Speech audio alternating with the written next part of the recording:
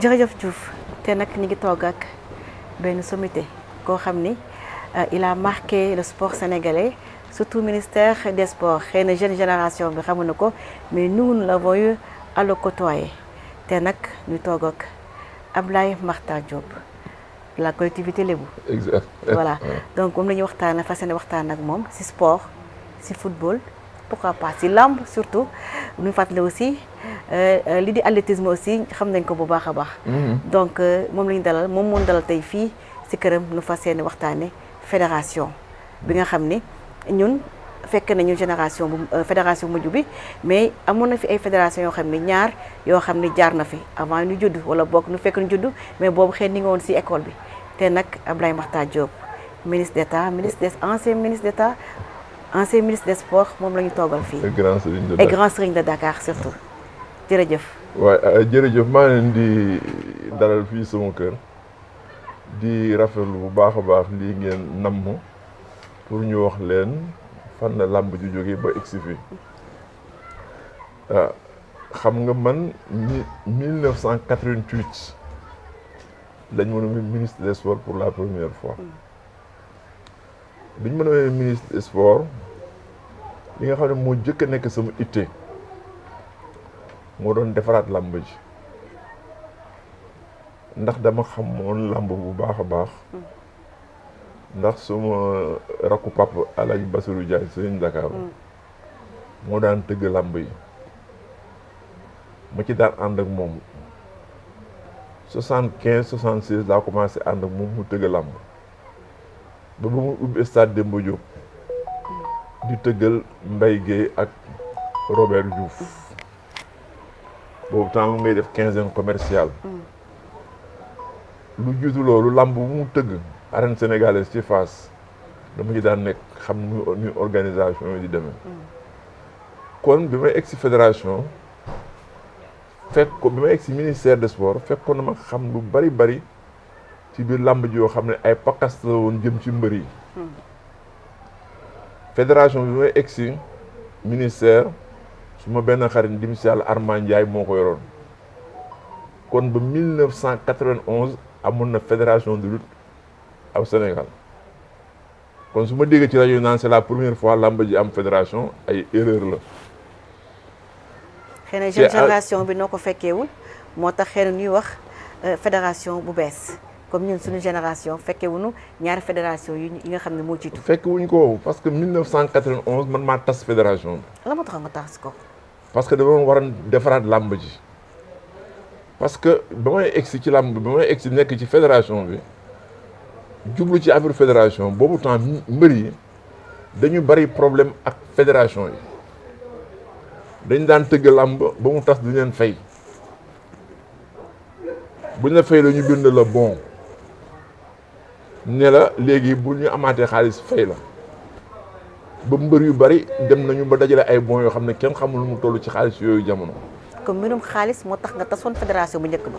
waaw parce que mbiru xaalis bi li mu jur mooy soo jëlee mbër mu mel ni Mbaye Guèye nga woo ko nga doon koy tëgg moom ak Boy Bambara meton ci yooyu jamono. ku nekk nga jox ko 250 000 avance ñu bëre nga ne làmb ji dafa fay du ma la fay. bu ñu la toppee ne di la fayku dootuloo leen tëgg ñu éliminer leen te loolu ma xamoon la benn ñaareel ba li amoon ci biir fédération mooy membre fédération yu bari ku nekk dañ la daan may dimanche ñu ne par exemple Ablaye Makhtar dimanche bii di ñëw yoo lañ ko may sa journée bopp la yaayut say mbër tëgg recette bi yaa ko moom loolu moo amoon ci làmb. deuxième fédération lu ko tas. non benn fédération moom sa am. ah ok. c'est que y a eu plusieurs présidents mais c'est la même fédération. Ah, okay. Parce que Armand Ndiaye moo remplacé Maguette Sarr Birao bu Tëngéej. alors bi ma egsee nag ma ne làmb ji foog ma defaraat ko annoncé ko mu am coow lu bari wax naa ne 1988 lañ ma nommé ministre. bien sûr.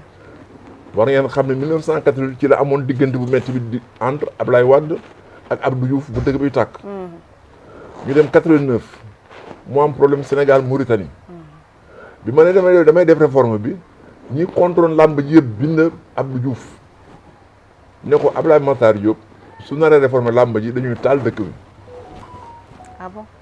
waaw eggoon na foofu. egg na foofu parce que c'est des intérêts qui étaient en jeu.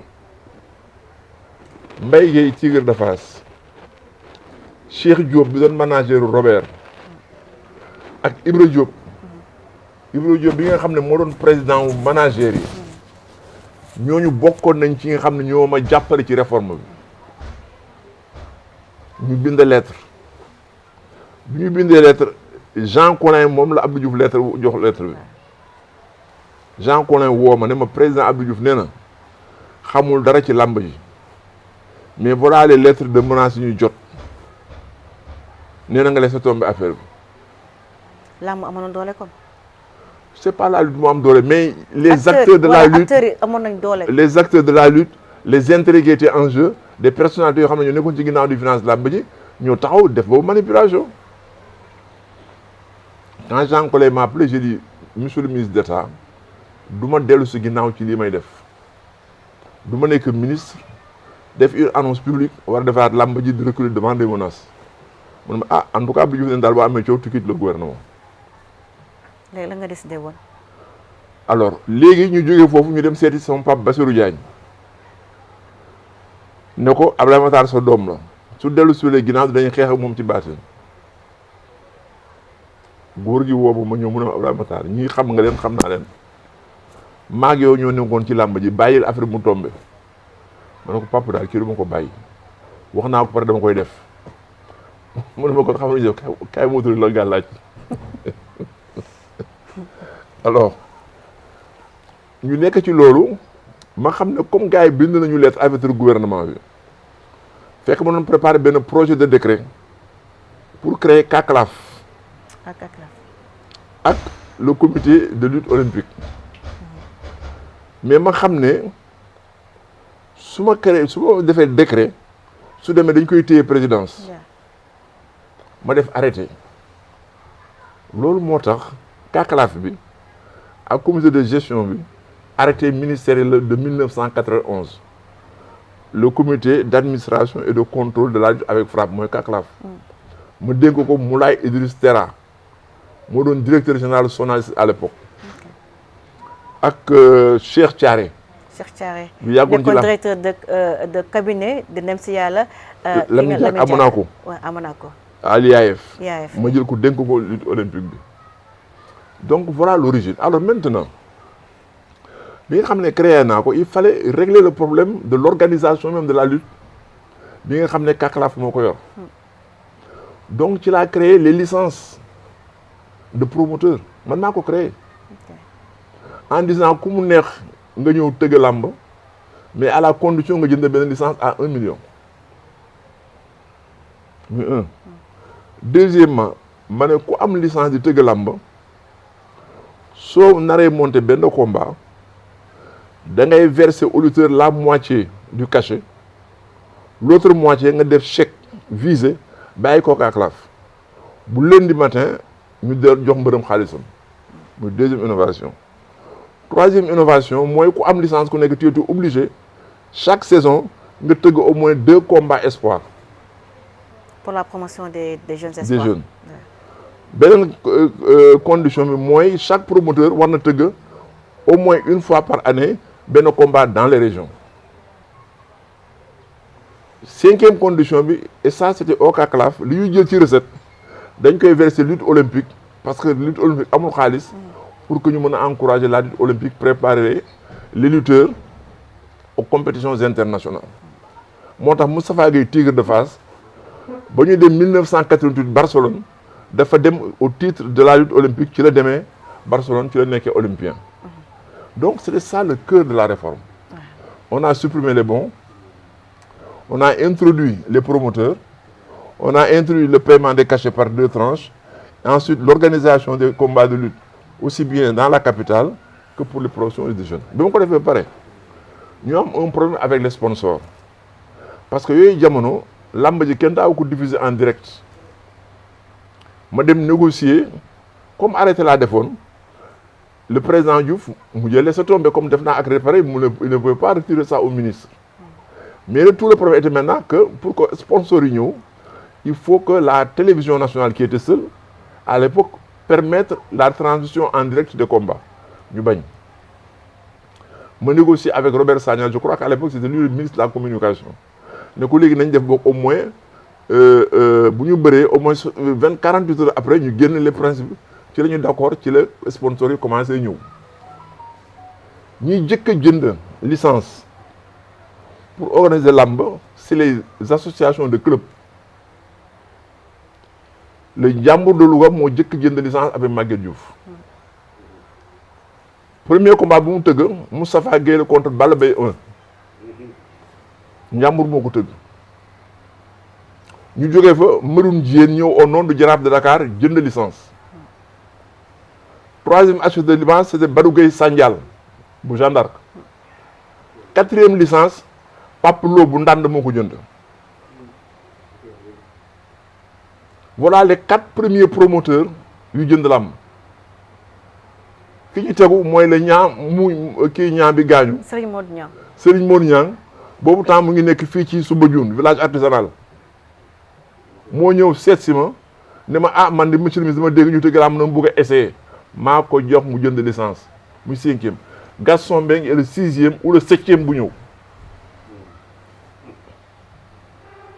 Gaston n'est que le 6e ou le 7e promoteur bu jënd licence kon voilà comment la lutte non la jaare Moulay Idriss Terra gérer la fédération avec beaucoup de rigueur beaucoup de sérieux parce que soxla loolu dans la il était directeur général de la Sonadis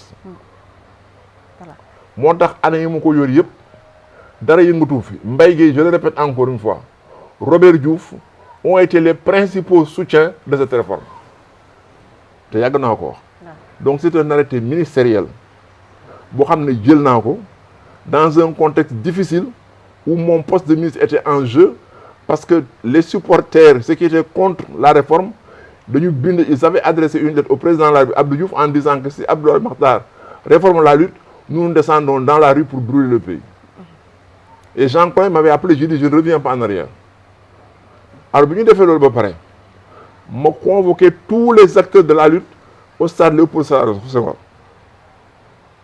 ba ñu toogee ku nekk di xëccoo xamuloo làmb ji yaa ngi dooru ñëw ah bu ko yàqa làmb ji Riche Niang yàlla na ko yàlla yërëm mu jël parole ma ne ko Riche mu ne waaw ma ne ko ban combat lutte lu ñu jëkk a def photo mbër ci ticket yi mooy xool ma ko xam nga yow sa combat Riche Niang yàgg assurance Malick Diop boo mbaa bu lañu jëkk a def ay photo mbër ci billet bi maa ko yóbbu imprimerie Diop Rebeuss fa lañu ko imprimer alors kon man bi may réformer làmb ji dama ko xam mais réforme bi li nga xam ne mooy méritu Alioune Sarr il faut que ñu xam ko Alioune Sarr réformer wu làmb ji fekkee luñ koy réformer ba ñuy defar texte yi fekke wu ko bi ma fa jógee Ousmane Paye remplacé ma Ousmane Paye moo ko nommé président CNG tas CACLAF bi tas comité de gestion de la lutte sans frappe comité olympique ñu boolewaat ñaari créé CNG mais bi ma dellu see ci gouvernement bi comme ministre d'État en 2011 am na ñoo xam ne ñu ngi doon poussé pour ma dàq Alioune Sarr lan lañ doon évoqué comme raison dañ ne Alioune Sarr bi mu fi toogee ba léegi masul def compte rendu financier masul def bilan financier man maa ko woo comme c'est mon promo ne ko Alioune Sarr ne coûte rien toi tout le monde sait que tu n'as pas touché à l'argent fais un bilan financier ci la ñu commencé génne bilan financier annuel voilà ce qui s'est passé. Voilà. Donc c'était bon nga def historique bi réforme bi ak aussi tes relations avec Alioune Sarr pourquoi nit ñi bëggoon pour nu dàq ko pour le fait que du doon def bilan financier te je pense que si sa mandat doon def après li nga xam ne moom mooy bilan financier di ko jox presse bi ñuy xam les dépenses les entrées d'argent et autres. oui mais xam nga c'est que lenn lu nekk ni ngay waxee ak kilifa noonu lay tontu noonu lay jëfee ak yow. xam nga bu ñu ko laajoon ci laaju teggin même boo ko laajee ak suspicion. ak xelu di ko tuumaal mu téye ko. ak ay doute voilà. mais bi mu ko génnee gisoo ci benn coow. waaw amu woon coow. et donc loolu rek la woon loolu c'était le principal problème. mais tous les autres cas il les a bien gérés alors mais la réforme li nga xam ne elle n'était pas complète bi mu fa jógee mooy c'était le statut de manager qu'on n'a pas réglé. C'était le problème de continuer à obliger les promoteurs pour nous organiser forcément des combats de jeunes et organiser dans les régions. La troisième chose, sur les recettes, il y a des CACLAF qui ont encaissé, verser une partie aux gens qui sont dans la lutte olympique. La troisième chose, comme pour les professionnels, nous devons obliger chaque écurie moi un corps de médecins professionnels. Deuxième chose, c'était l'assurance, comme on fait dans les équipes de football. Assurer les lutteurs, ben xam ne bu ñu gaañoo du ñu am problème pour de prise en charge. Mais ça qu'on n'a pas continué. Ouais. Quelques années après, nous installé li nga xam ne moom mooy fédération. Mais la fédération bi amoon na polémique bi mooy maanaam on a mis les charrues avant les bœufs. Ñu bëri ñu wax naan on devait d'abord installer les districts, les ligues et après la fédération. Mais c'est l'inverse qui s'est passé. Mais loolu nit ñi waxuñu ko texte yi organiser le sport au Sénégal moo ko wax. Mais pourquoi mu amee nii kon. Mais moom laa bëgg expliquer, c'est-à-dire que xam nga soo ne nit ñi ko wax day mel ni ku nekk da nga wax lu la neex. Les textes qui organisent le mouvement sportif sénégalais moo wax ne texte yi bala boo demee ci charte la charte de sport bu 86 wala maintenant le code de sport ndekam reprendre nañ ko dañu wax clairement ne pour monter une fédération il faut commencer par les districts au niveau de l'arrondissement. Suñu paree arrondissement bi former les ligues suñu former ligue ba pare door a def la fédération te loolu moo am ci discipline yëpp. Pourquoi avec la lutte mu demee nii. Mais moom laa lay expliquer c'est parce que peut-être ñi yor ministère bi ñoo appliqué wu texte yi parce que gars yi dañu leen sëpp rek la lutte est particulière la lutte est particulière la lutte est particulière mais la particularité de la lutte naan lutte bi c'est spécial mais ligue bi lu mu spécial dafa war a coller wu au texte pour ñu bañ am problème moo tax tey jii yow soo formé fédération ba pare door a formé président de ligue naka léegi bu fekkoon ne exceptionnellement dafa am 14 présidents de ligue te tous les membres les présidents de ligue sont membres de droit du comité directeur nooy def da ngay formé ligue ba président pare door a dem jëli 4 mois 5 mois après ay président de ligue. non ma jaaxal. C'est pas normal. Donc soit tu modifies le texte et tu ne peux pas modifier le texte pour une discipline. Toutes les disciplines sportives au Sénégal sont gérées par les mêmes textes. Kon pression la ñu installé fédération bi kon. Kon pression la ñu installé fédération Bon, bi kon. écoute, je crois que il y a quelque chose que je ne peux pas m'expliquer parce que moi d'abord je suis un administrateur civil. Deuxièmement, j'ai dirigé les mouvements sportifs. Moi, j'étais président de ligue d'handball, président de fédération de handball, vice-président du comité national olympique sénégalais, membre du commissaire au compte de la Confédération africaine de handball, membre de la FIFA. Donc partout foo dem ay textes mooy koy organiser kenn du organiser ay kii sa bakkan wala ci li ma neexoon dafa xat. Donc j'ai pas compris. Et pourtant loolu déy naa ko koo xam ne jege na mën a waxal ministre bi ne ko nañu monter ligue ba pare bu ñu dooree monter ligue ba pare doore monter fédération egg na ko wala eggu xaw ma mais man wax naa li ma xam te loolu moo nekk ci texte yi. Deuxièmement yow soo bàyyee gars yi ñu former fédération ba pare yan texte la ñuy sukkandiku pour le fonctionnement de la fédération dañu bind seen texte bopp. Ni ñu koy defar nee nañu. yëguma ko sax mais dama ne laay est-ce que benn fédération am na droit au Sénégal il y a plus de 55 disciplines chaque fédération def règlement c'est ce que ça veut dire. C'est ça que ça veut dire. On va avoir une fédération de lutte avec son règlement, une fédération des régates avec son règlement, une fédération des sports équestres avec son règlement. C'est comme ça que ça se passe. Mais c'est Fédération ni defar seen texte ñoo fédération. Mais ça c'est le ministère et le directeur de directeur, ce sont eux qui doivent régler ces problèmes. Moi je dis que un pays pour marcher c'est dans l'ordre. Or l'ordre est réglé par les textes. Bon léegi yow boo jëlee président fédération mu def mu texte am. Qu'est-ce qui empêche le président de la Ligue de Dakar ou de Thiès de faire ce texte? Justement, mais damay laaj. C'est comme ça ñun loolu la ñu dund quoi en fait loolu la ñu gis. moo tax may tontu li may tontu xam nga lay laaj par rapport. moo tax xam nga expliquer ñu comprendre ñu mel ni man. wax naa la moi je suis un esprit logique. La fédération mënul ëpp indépendance mënul ëpp liberté que les ligues mënul nekk. Ah bon? Mais évidemment la fédération lan la pour ligue c'est la tutelle bi muy exercer sur les ligues mais bu fekkee ne da nga bàyyi fédération mu defar ligue mu defar nu mu tudd règlement am kon war ngaa bàyyi ligue bu nekk mu defar règlement am or c'est l'État qui organise ça parce que la fédération est délégataire de pouvoir du ministère. Le service public du sport relève du ministère. Mooy tànn CNG wala fédération jox leen ko. maintenant ligue bi wala boog Ligue de Dakar prérogative fan la yam. fédération ma ne waxuma Ligue de Dakar dama ne ligue làmb yëpp yi ñu war a monter xaw ma ñaata la ñu monter wu. 14 la ñu war a monter. ci 14 kon ligue yi war a ñëw yëpp ñu war a yam prérogative dans le mode de fonctionnement le mode de prise de décision le pouvoir du président de la ligue le pouvoir du comité directeur le pouvoir de l'assemblée générale de la ligue yooyu ñëpp a ko war a bokk mënuloo. mais le cas de Dakar c'est un peu spécial. En quoi? Parce que Dakar dañuy wax ni que par exemple c'est chapeauté fédération moo ko chapeauté par exemple ma joxe benn exemple te ñu suñu doon choisir ay dates dans les ligues par exemple ligue de Louga yi si yeneen régions yi c'est les ligues ñoom nooy joxe ay dates par contre fii au niveau de Dakar dañuy wax ni que fédération bi mooy tànn ay dates alors que ligue bi moo war a joxe ay dates. non man xam nga.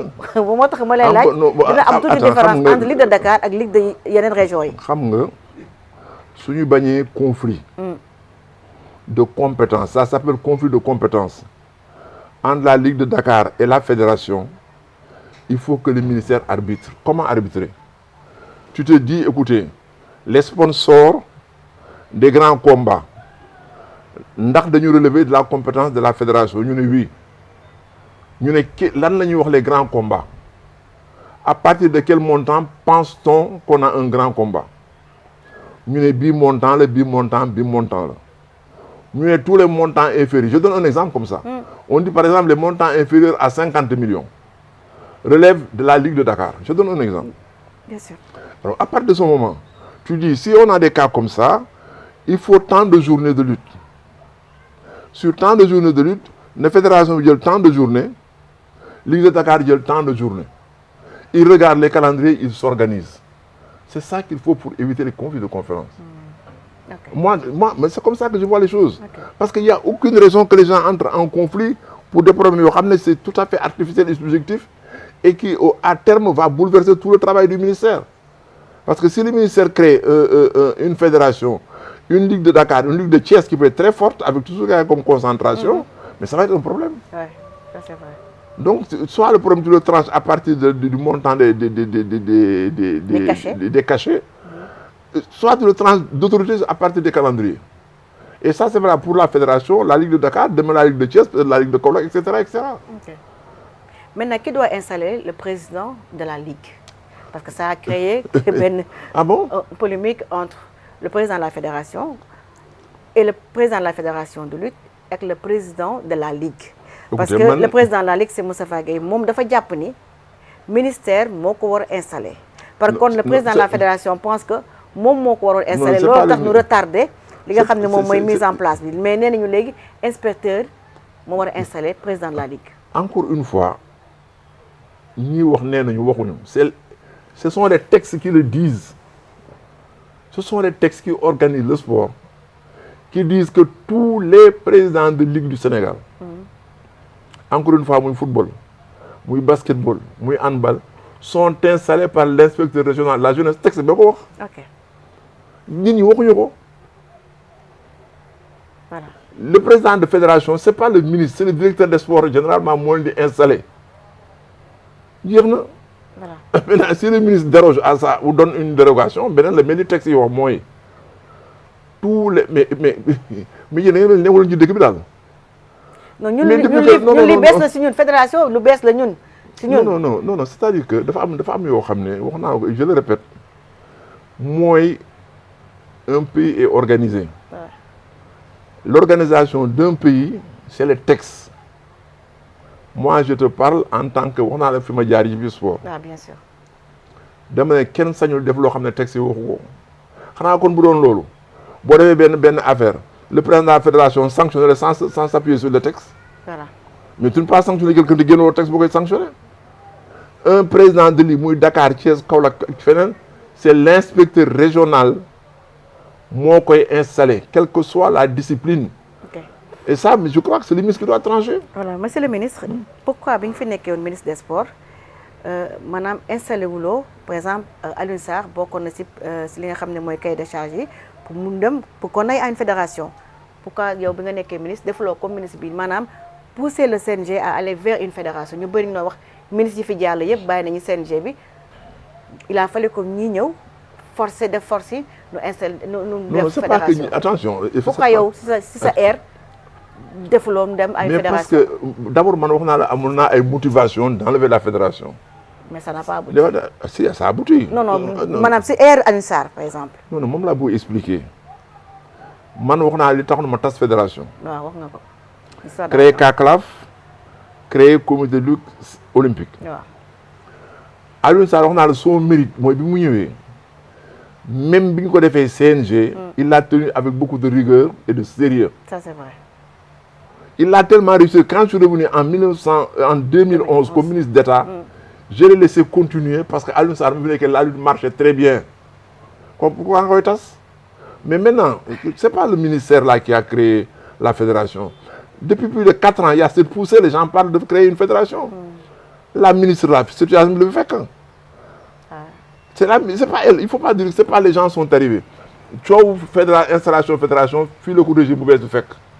Le problème, moi, si nous demandons à avis, nous allons renforcer l'autorité du CNG, nous continuer. Parce que si vous créez des fédérations, et voilà qu'on se retrouve dans la situation déjà, il y a des conflits potentiels entre le président de la fédération et les ligues. Et ça, il fallait l'éviter. Et maintenant que c'est fait, je crois que c'est de l'autorité que la ministre doit trancher. Voilà. Maintenant, demain, le week-end, on a assisté à un combat royal. Déjà, titre roi des arènes.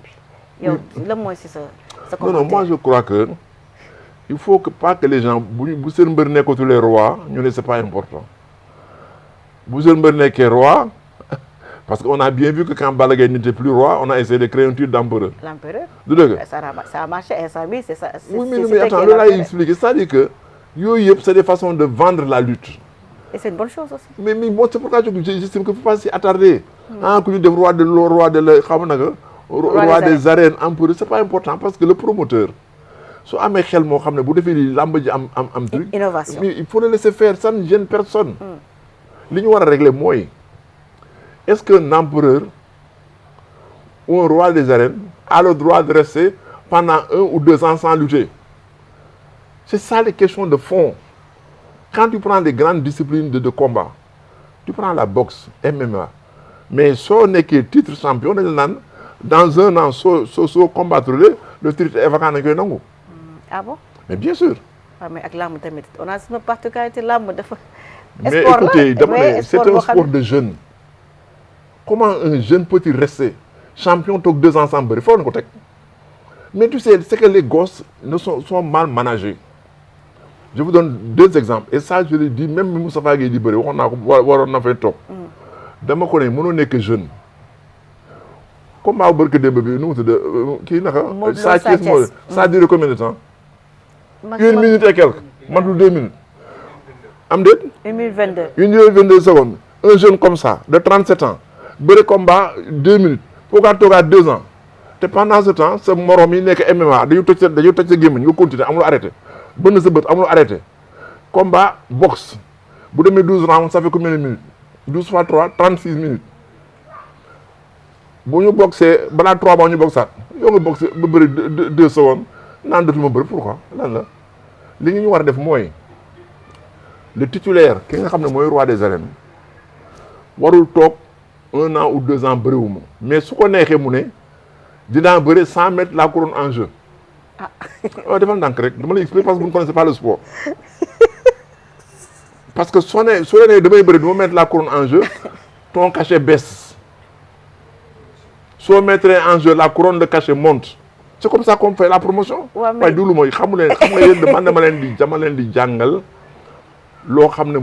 sport dans le monde.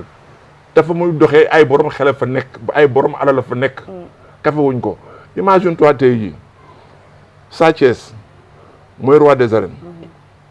Nous pouvons féliciter. Mais Sathiès, ce qu'on est, boo leen mag Reug Reug mais je ne mets pas ma couronne en jeu.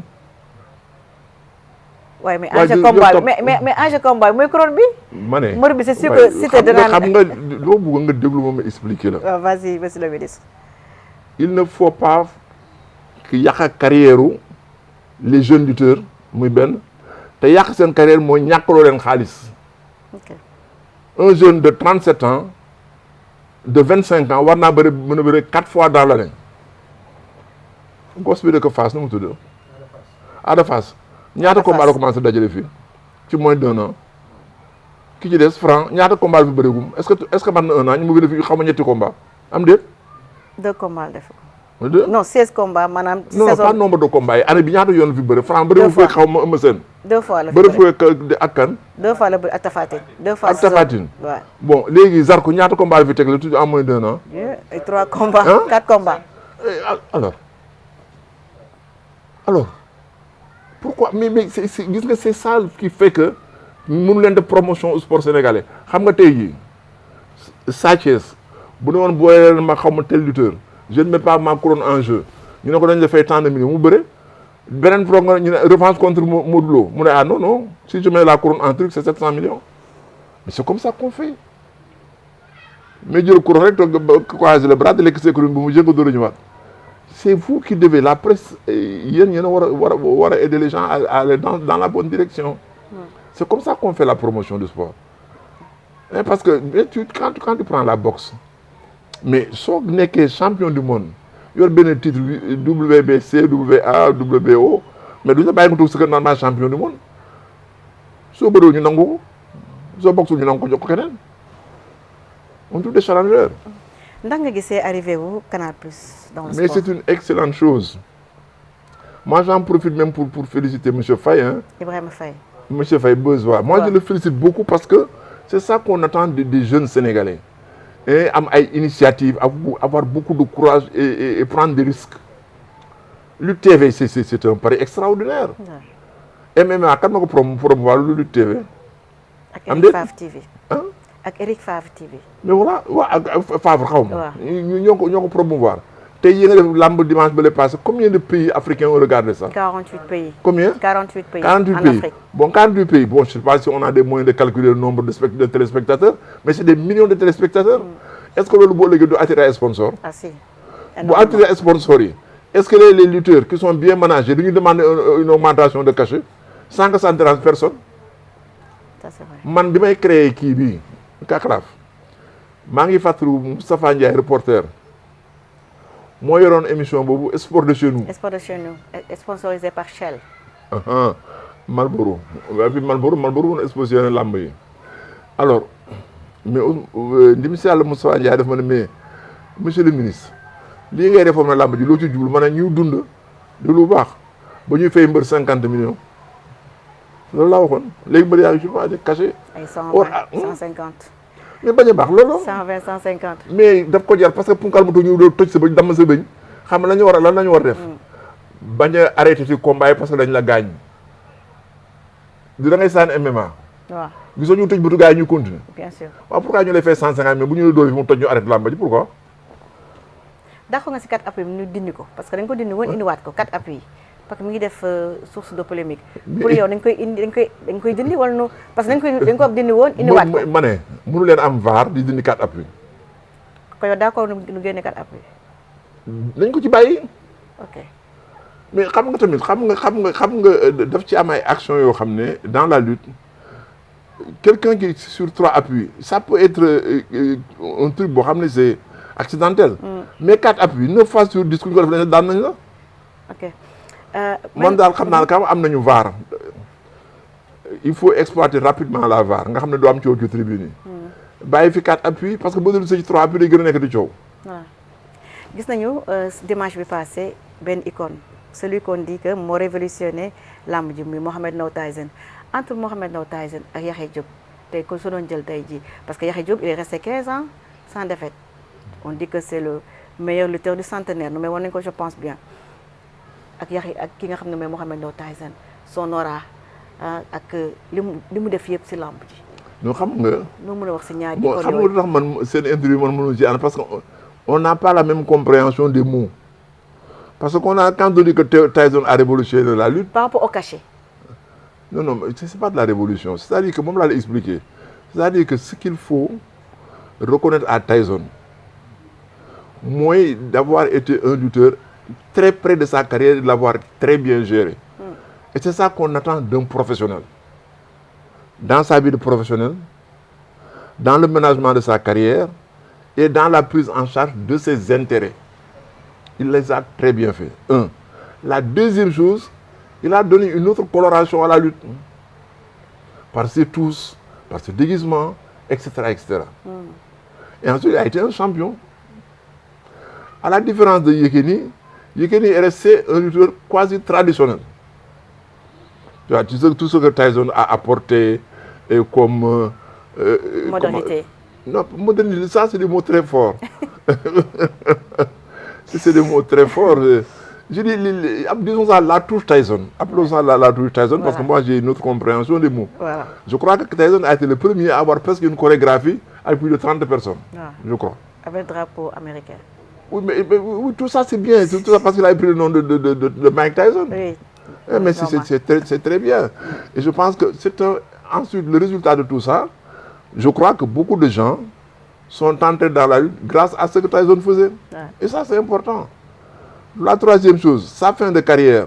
Il l'a tellement bien géré que peut-être beaucoup de parents n'interdiront pas leurs enfants d'aller faire la lutte parce qu'ils se sont rendus compte qu'il a fait une bonne carrière et qu'il a bien géré sa fin de carrière. Voilà, ça c'est extrêmement important. Et pour Yahya? Mais Yahya est resté traditionnel. Un lutteur traditionnel. On l'a vu, tous ces combats, c'était un peu le même rythme. Un peu la même façon d'animer, beaucoup de retenue, beaucoup de politesse, etc., etc., dans la grande tradition sérère. Parce que moi, tous les lutteurs sérères que j'ai connus, depuis les Ibou Senghor, les Robert, tout ça, Ibou Ndafa, c'était toujours des lutteurs très, très, très polis, très corrects, qui ne font pas beaucoup de bruit.